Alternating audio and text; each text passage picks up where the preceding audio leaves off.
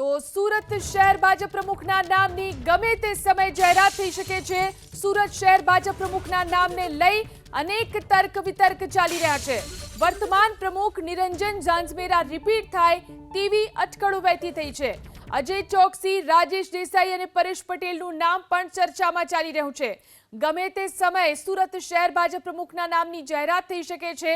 સુરત શહેર ભાજપ પ્રમુખના નામને લઈને જે તર્ક વિતર્ક અને અટકળો ચાલી રહ્યા છે તેમાં વર્તમાન પ્રમુખ નિરંજન ઝાંઝમેરાને રિપીટ કરવામાં આવે તેવી અટકળો ચાલી રહી છે। આ ઉપરાંત અજય ચોકસી, રાજેશ દેસાઈ અને પરેશ પટેલનું નામ પણ ચર્ચામાં છે। તો ગમે તે સમયે જાહેરાત થઈ શકે છે સુરત શહેર ભાજપ પ્રમુખની। ભારતીય જનતા પાર્ટીમાં સંગઠન પર્વ ચાલી રહ્યું છે।